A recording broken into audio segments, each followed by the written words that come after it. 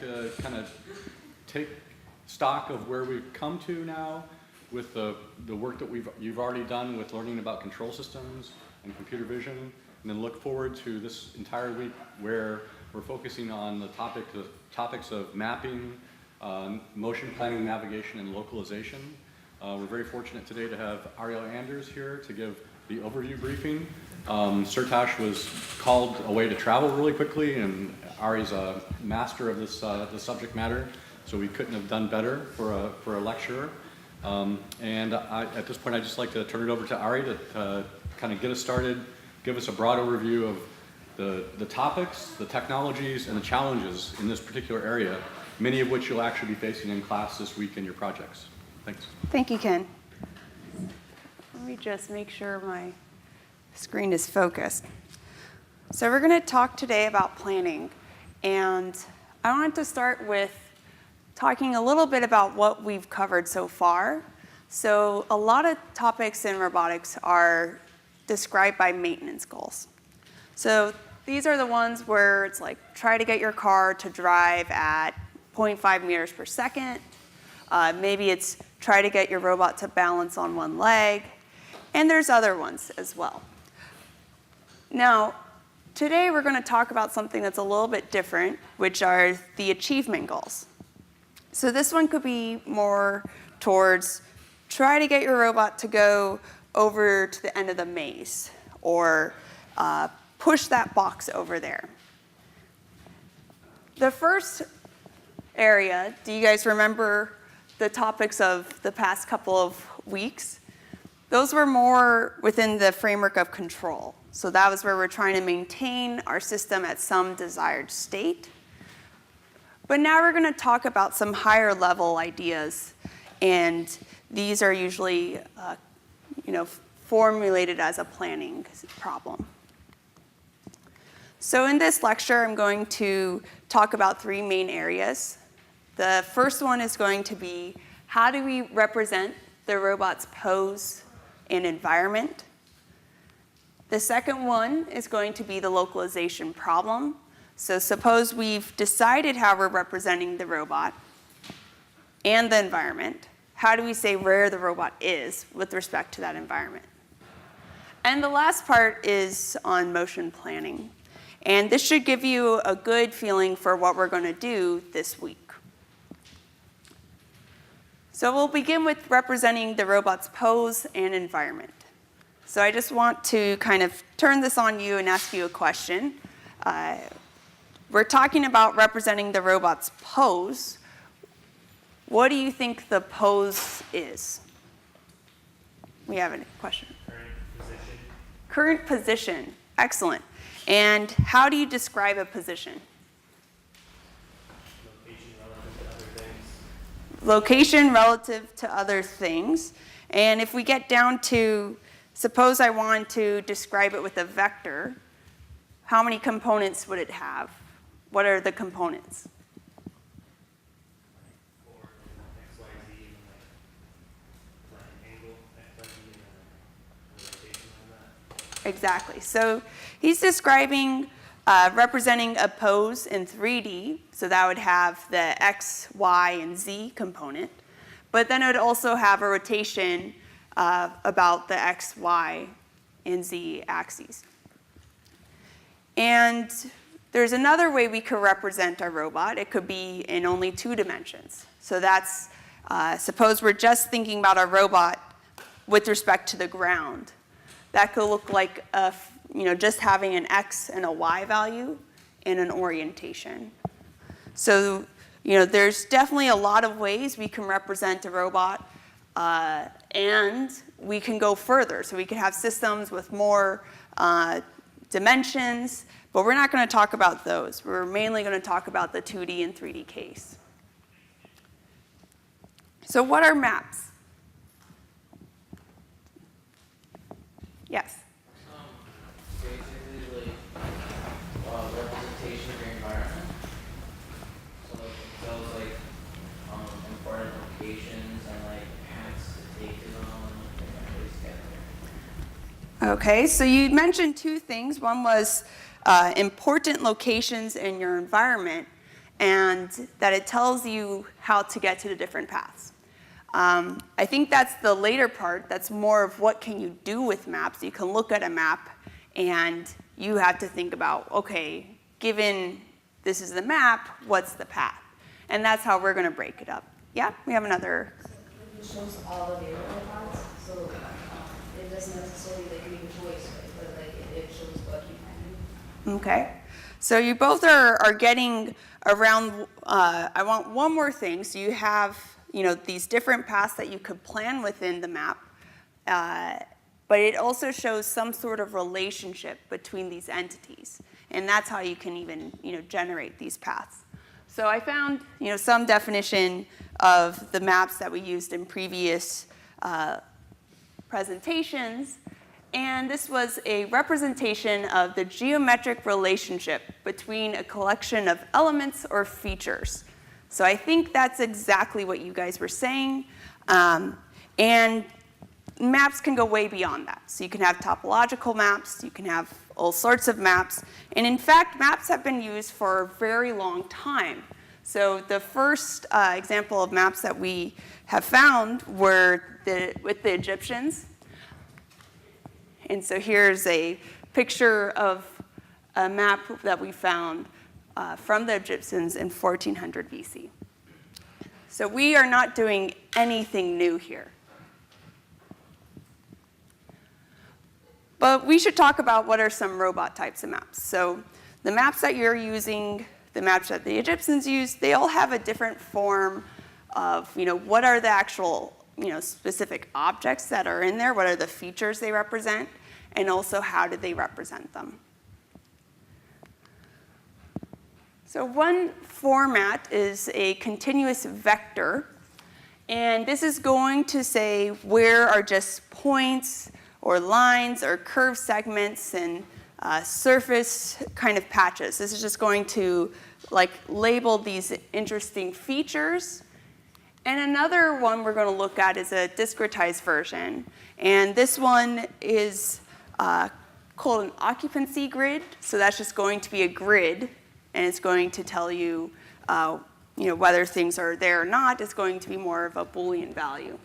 So the picture on the right here, this is an example of the continuous format. And that one, again, we represent the map as just a collection of these continuous valued features. And then the one on the left is an occupancy grid. And in that one, we just have an array. And within the array, you say whether a space is occupied or not. Now, these are only some robot types of maps. There are actually a large number of robot maps. But one of the main differences between the two is, are they continuous or are they discrete? So did we discretize some sort of system into little grids? And although it's hard to picture here, you can extend both of these to 3D. So when you're thinking about maps, there's a lot of different ways you can represent them. And each one has their own trade-offs. So the occupancy grid, you could be thinking about, that might be easy to represent, but might not give you a lot of information. With discretization, you lose resolution, you lose lots of stuff that this one on the right has, the continuous format. But then maybe the computation is harder. Also, with the discretization, maybe that requires more space. So again, when you're thinking about the maps, what type of map you want, it really matters on your application. What are you doing within the map? So for you guys, we've already decided your map representation. We're going to give you something that is more of the continuous version. And instead, it's just going to be a list of different features. So let me just get all the text out. This blue region right here is going to be your map. And it's going to have some landmarks, so some number of landmarks, Each landmark is going to have a unique ID, and the landmark is going to have some known offset from some coordinate frame, so some origin. So I heard someone already answered something about, the very important part of this talking about maps or position is this with respect to what? Where is the car with respect to our map, our environment, with respect to other cars? So when we're talking about spatial values, we always have to define with respect to what.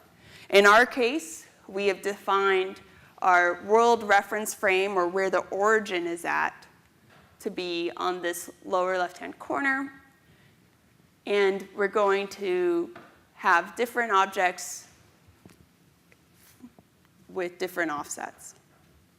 And again, this is just a choice that the TAs designed for you.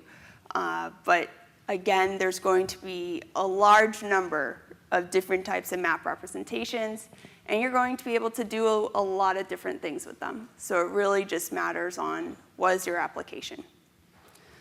So are there any questions about our map representation that we're going to be using in our labs? This is going to be tomorrow, but I just wanted to see. Okay, So Matthew. are the landmarks going to be targets that we're going to want to follow, or are the landmarks marking the vertices of obstacles? Okay, so Matthew just asked a very interesting question, which was, what do these landmarks represent? Are they the vertices of obstacles, or are they targets we want to follow or go to? So that's a great question. So far, we're just talking about this, abstract representation and poses, and it seems like you're ready to get to but then what? And we're going to get to the but then what when we talk more about planning. So again, this first introduction is not, what can you do with your robot? It's more setting the foundation for you to better understand when we say, this is how we're going to apply some new algorithm. And then we're going to be able to elicit a lot of very interesting behavior that planning will get us. But I do like your direction you're going about, well, what about obstacles? Because we don't want our car to run into obstacles. And, how do we deal with them? Our map representation that we're using for the class is reduced. So this isn't necessarily for the class, but this is for the lab we're doing tomorrow. And that's going to be focusing on localization and not so much the whole planning when there's obstacles around you. So again, it's so application dependent what you're doing. Yeah? So would this kind of mapping be kind of analogous to like a coordinate grid and like referencing like the origin? Is this analogous to the coordinate frame, and what was the second part? Like referencing yourself on like the origin or some set origin? I think that is definitely what we're doing. And so the origin that we're defining is W right here, but ID1, say it has this fixed offset. You could also say, okay, well, there's actually a new reference frame for ID1, and there's a new one for ID2. So you can definitely think about it that way, and in fact, a lot of different algorithms will think about it that way. And we'll actually get into that because we're going to be using markers that they represent their offset with respect to like this reference frame format. But it's possible to get a pose and go back and forth from them. So kind of just a little looking ahead at what is the actual math going on. Were there other questions about just this sort of representation? Okay. And then, given this is our map, is this 2D or 3D? 2D. So our robot representation will be in 2D. So here's our cool sports car. And we're going to define the robot's pose. Again, this is going to be relative to the world reference frame. So it doesn't do you any good to define a position if you don't say with respect to what. And our pose contains a position and an orientation. And in our case, we're just going to use x, y, and theta. But we could use these other values to describe the rotation about the other 3 axes if we are in 3D. And I don't want to go in too much into orientation because there are many representations for orientation once you get into the 3Ds. There are ways you can describe it with something called Euler angles. You can describe it with quaternions. There's one way you could describe it with a vector and then saying how much do you rotate around that vector. So that's, there's just a tremendous amount of ways to describe orientation. We're going to try to just present the material that Ross uses. And if you look on their standards, they explain why they chose these representations. So they're going to describe everything with quaternions, or that's going to be their top thing they want you to do. So they prioritized how should you represent rotation. And they're going to use quaternions.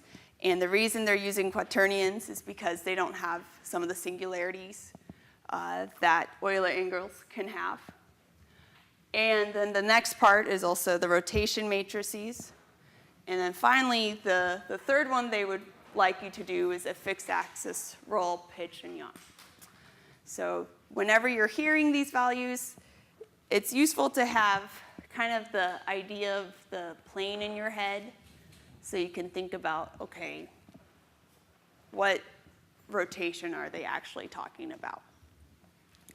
And again, we're going to provide you links to go to this Ross package that's going to kind of cover up a lot of the information about orientation. But if you want to go into further depth and ask TAs, you're definitely more than welcome to. So now we've hopefully, oh, I see we have a question. Let's see.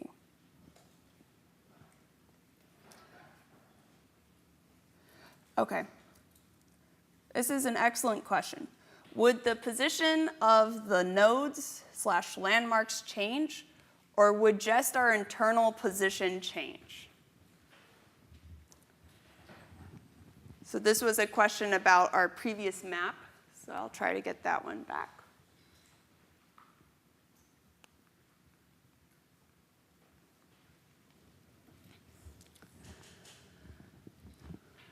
So it is the case that some environments are dynamic, that things will move while you are maybe not moving at all, or maybe things will not move and you're the only one moving.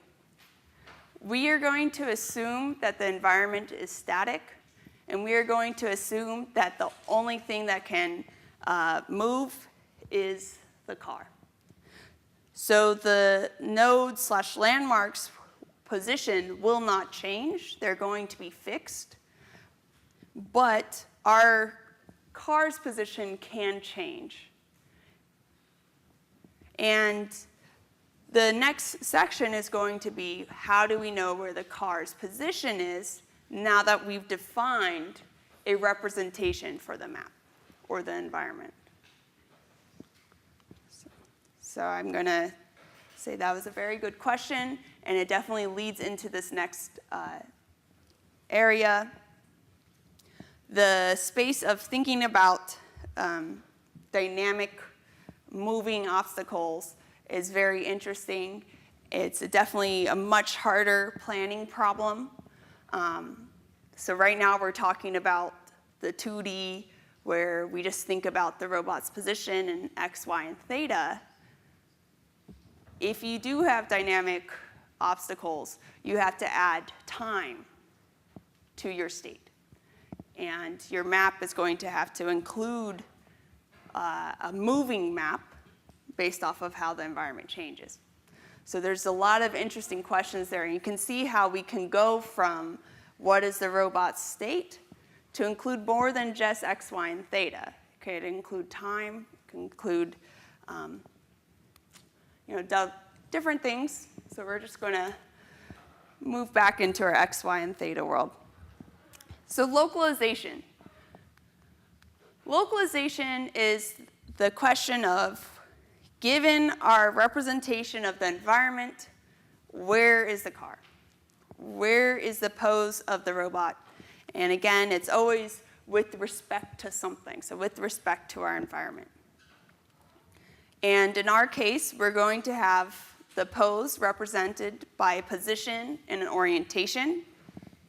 So in this example, we have this coordinate frame that we've defined. So this could be like our world reference frame. And we have the x-axis increasing over here, and the dependent axis, the y-axis, going up over here.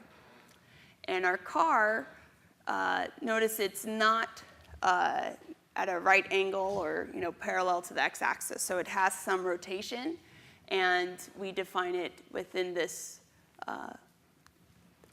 We always use the right-hand rule. Well, usually we like to try to see which direction does the orientation increase.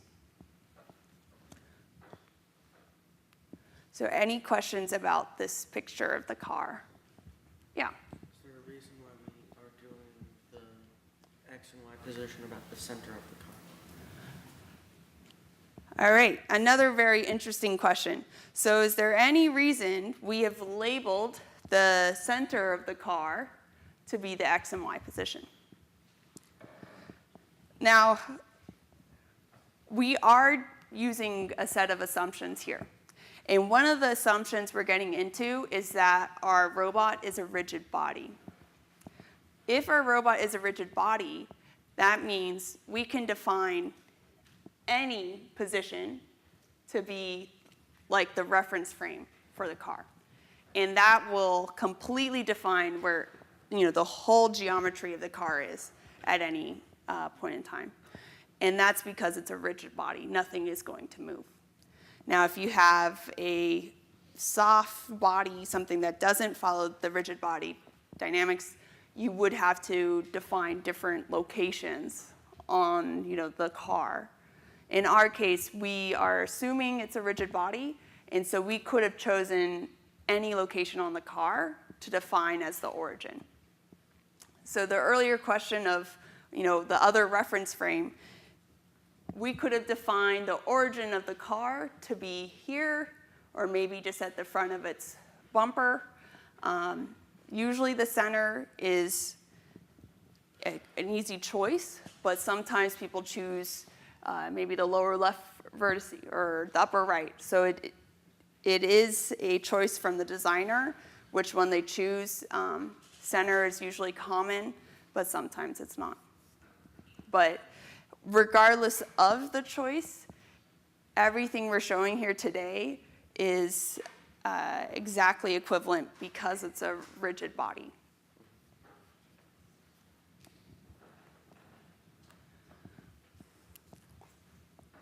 We're going to talk about localization. So again, I guess I didn't fully finish the definition we gave for the localization problem.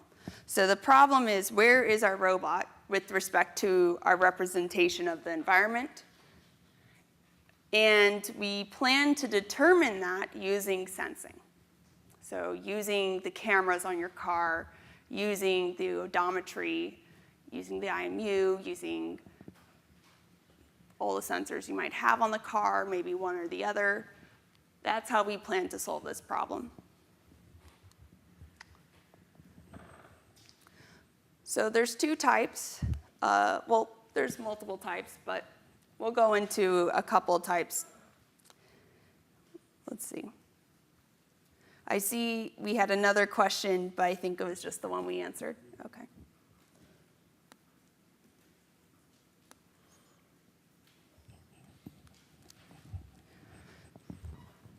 So the first one, open loop pose estimation. Suppose I am just, currently my car is at the origin, and I send an Ackerman steering command to go straight for 1 second. Where do I think the car is now? That is going to be open loop pose estimation. So remember how we were doing control, and that's how we were like trying to control the car and say, well, maybe it'll go to this, offset. Well, in localization, if we're doing that, or if we're just thinking about what were the commands I sent and using that to kind of estimate where the car is, that's going to be in this first half. Dead reckoning does something a little bit further, which is it looks at the odometry. And it says, okay, well, based on the odometry, where do I think the car is? So this can be a little bit better. This can be, the IMU you have was going to tell you how much the position changed from the previous time step. So suppose I send that command to go forward for some amount, and the IMU said, oh, I only went forward 0.9. Then I can estimate the pose a little bit better.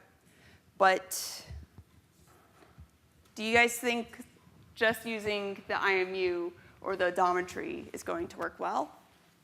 No. Why not? Yeah, I tried not to make those go all at the same time. I'm not sure what happened. I gave you guys the answers. But you'll be surprised how poorly just using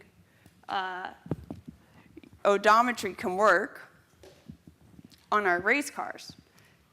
It's possible you could have a system with encoders that are, have much higher resolution, and this works great.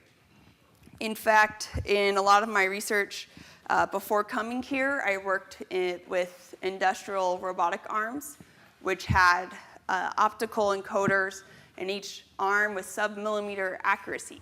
So I could just use this open loop. I could just use this dead reckoning to figure out exactly where the end effector is with very low error. So again, when we're presenting these things, it's so application dependent. It depends on the robot. It depends on that system. In our case, it's really hard to use just the IMU because we can have things like the wheel slip. It's really hard just to use what were the commands we sent. I think you guys have noticed when you have just used the remote control, the car didn't always go when you try to ask it to. So on this next slide, I have a pretty cool photo of just using dead reckoning to try to decide where are we located.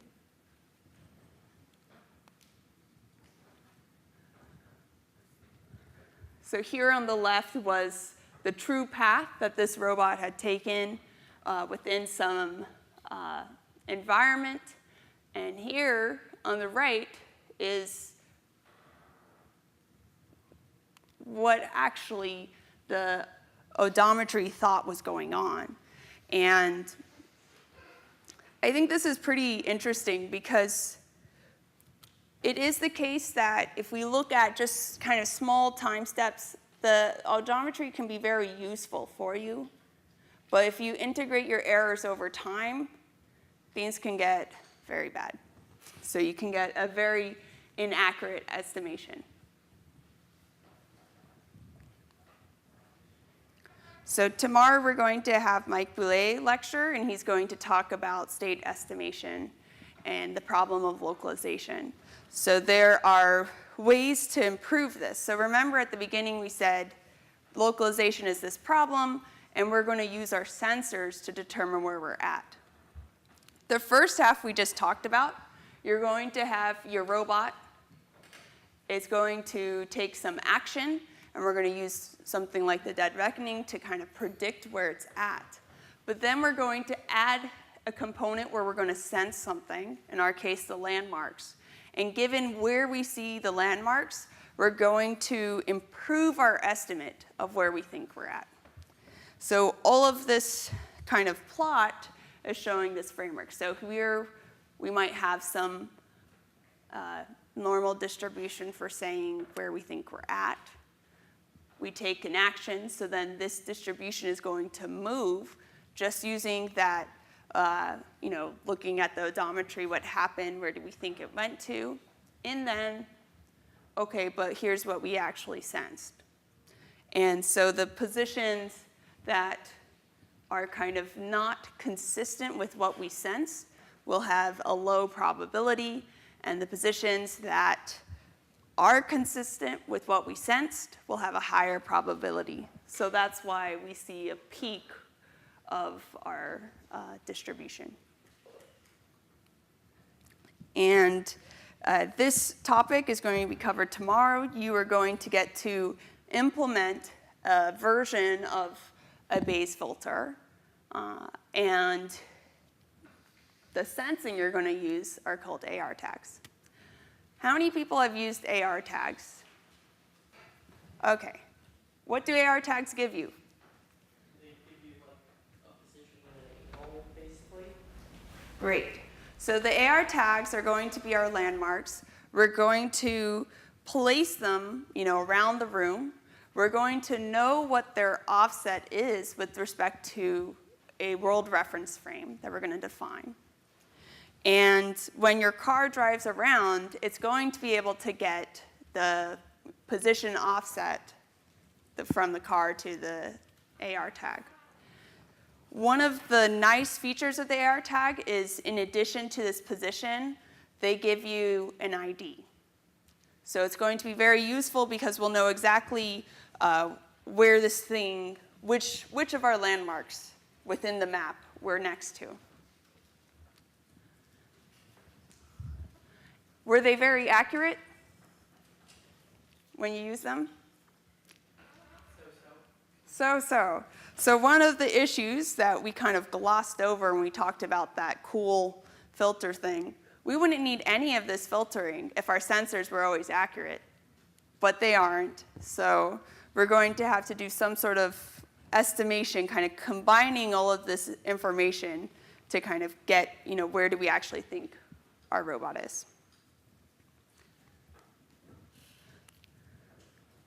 So now that we've talked about localization, where are we within the map?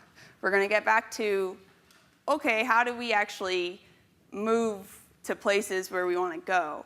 So much of what we talked about when we first introduced maps was maps show us how to get from one place to another. They don't actually show us that. They show us places and maybe, roads that we can take. But you, the AI person that you are, have to go and look at the map and say, well, here's the actual path we're taking.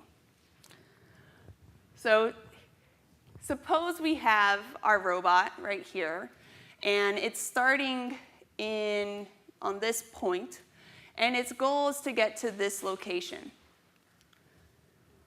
The question in motion planning is asking, what are the series of actions the robot should take to get to the goal? And there are many different variants of this question. One could be, what's the fastest way to get from the start path to the goal?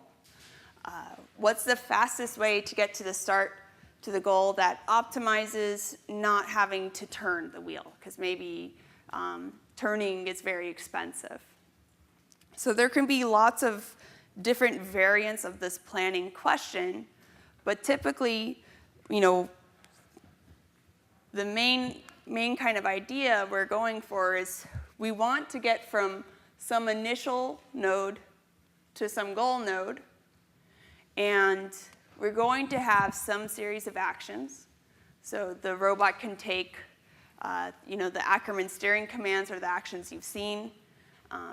Other types of robots can maybe go in, right, left, or forward. Maybe you've used those in the past. So you're going to have some set of actions that you can consider.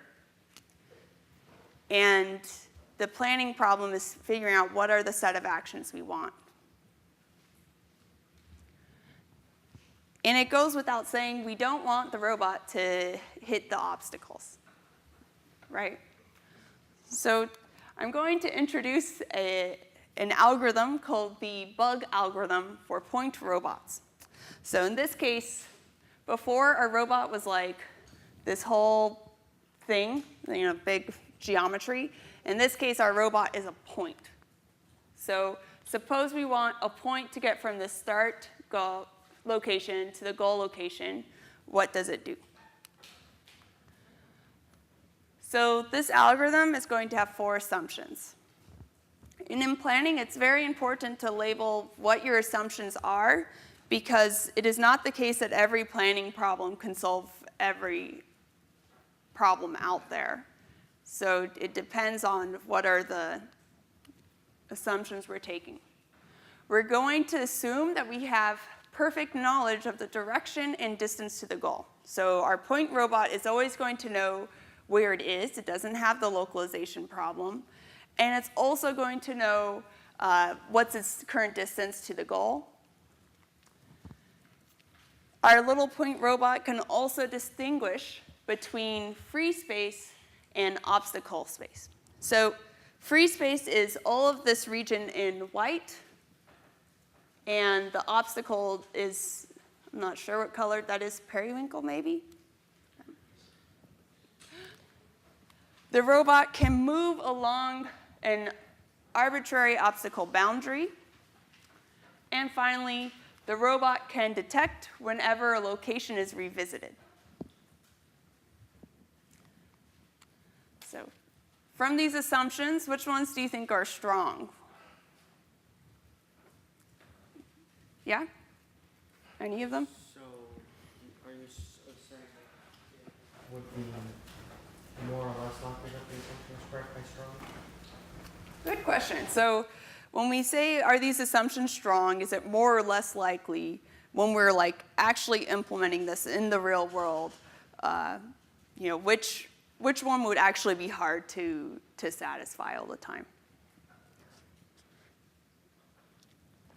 Well, we already know it's, knowing exactly where we're at can be hard. The question of knowing where we revisited can be hard. So this is more of a thought experiment of introducing a new algorithm. But throughout the planning lecture, you guys will talk about some more practical algorithms that you will be able to implement directly on your race car. So here's the bug motion planning algorithm. You start and repeatedly advance towards the goal. And when you encounter an obstacle, you completely circumnavigate it. And then you depart from the point that minimizes the distance to the goal.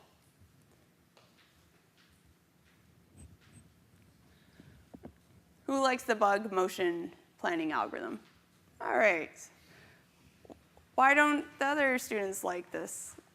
Okay, yeah? Seems completely unnecessary to go around the entire thing. You could just go around it halfway in this case, or find some more efficient path. All right, so the efficiency of the path is one of the remarks that the bug algorithm does not produce an efficient path. Yes? So if I didn't already have a perfect map of the obstacle, I need to have some way to store the perfect map of the obstacle in order to figure out the minimum point. Yes. So did you guys hear the answer? Was if I didn't already know the geometry of the obstacle, I'd have to then store it to do the computation of finding the point that minimizes the distance to the goal. Okay.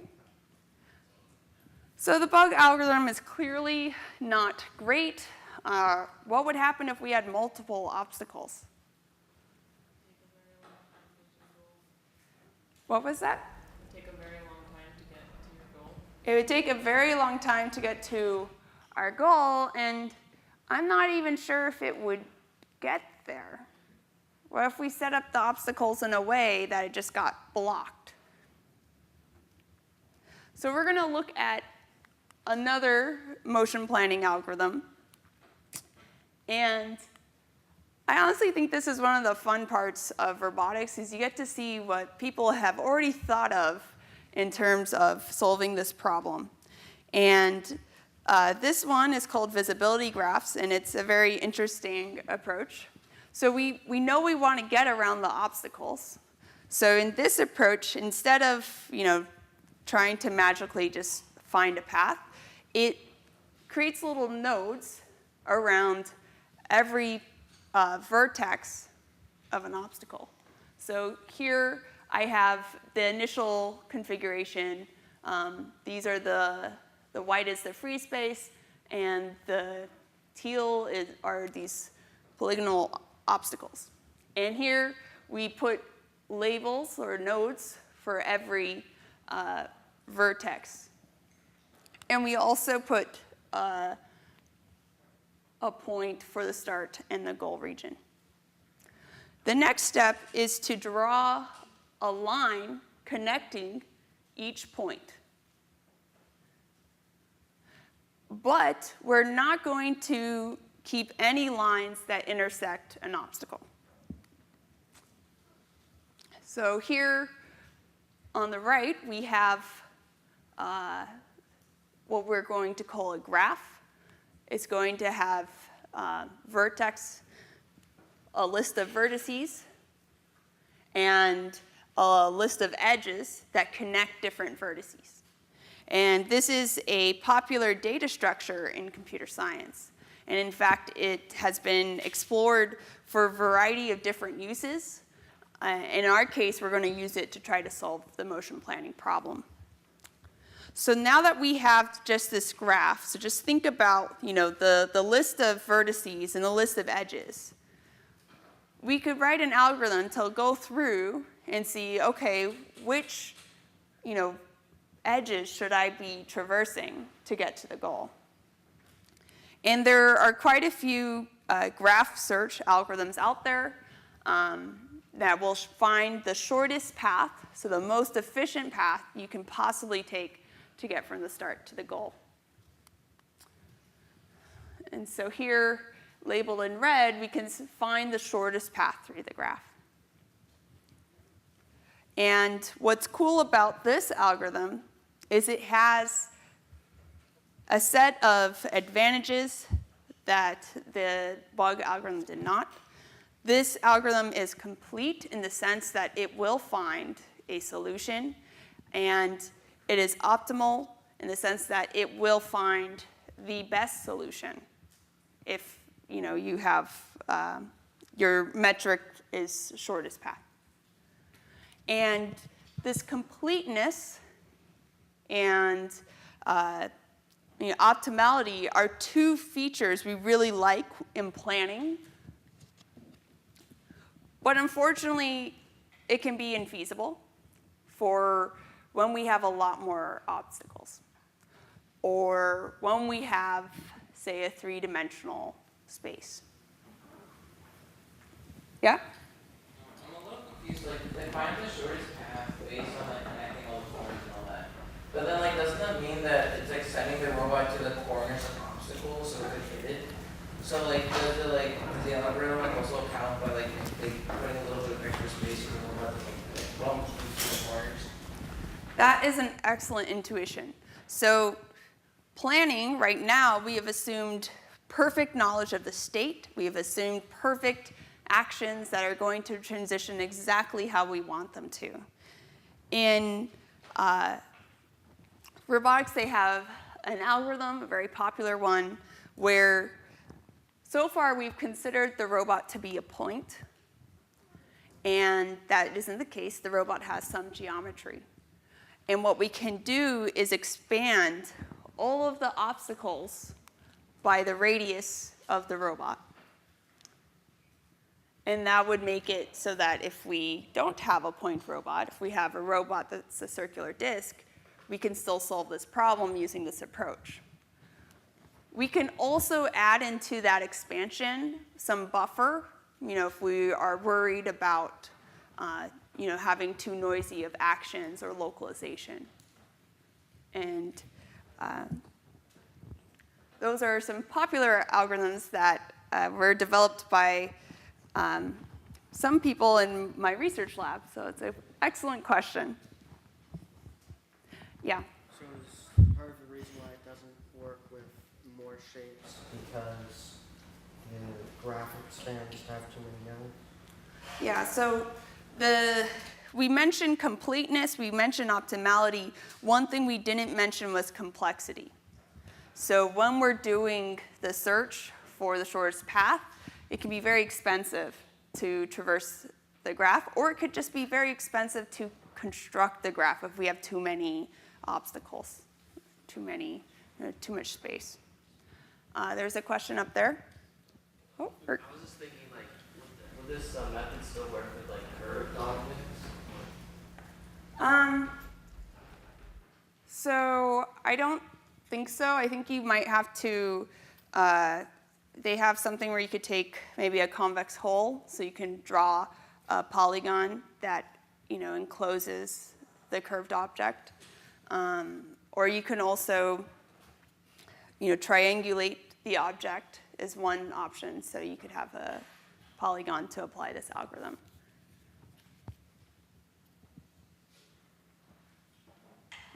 Okay. So here is an example of another planning algorithm. In a couple of days, you're going to have someone from JPL tell you about a very practical algorithm that you're going to employ on your robot. And then after that, he's going to give you, again, a more broad view of some of the other planning algorithms out there. So I want to just summarize what we're doing this week. Today, we're going to talk more about this pose representation and using the AR tags. Tomorrow, you're going to learn about localization, and you're going to implement a particle filter. On Wednesday, you're going to implement a potential field, which is something from planning. It's going to be a planning algorithm you're going to learn about in the morning lecture, and then you're going to implement on your car. On Thursday, you're going to have two kind of tasks. So one will be, improving the particle filter, not the particle filter, improving the potential field, excuse me. And the other part will be the leader-follower demo. So that's going to be, we're going to have the cars, each one's going to have an AR tag on the back of it, and you're going to have a little choo-choo train of cars. And it's going to be amazing. I'm really excited for that. I think everyone is very excited for that. But we want to make sure you have enough to do. So you're also going to implement the potential field and make sure it works very well. And so like this past week, your final challenge is going to have 2 tracks. And you'll get specifics on all of these things maybe the day of or slightly the day before. All right, so I don't think I have any more questions on online, but if there are any questions out there about what we covered today or what's happening this week. Yes? I have a question. So the visibility graphs, they go into 4 assumptions also, right? For the log algorithm? Yes, so the visibility graph was also called an offline algorithm. So, before the robot even, starts driving, whereas the bug one, it kind of was like an online, it does this approach.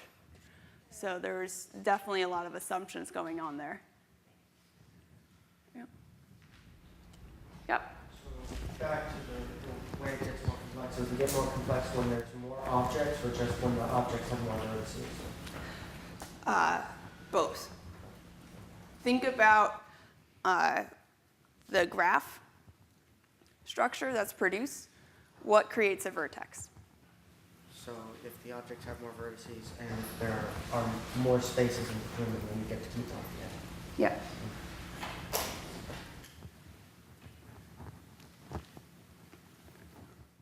Okay.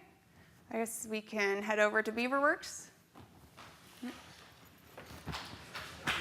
job.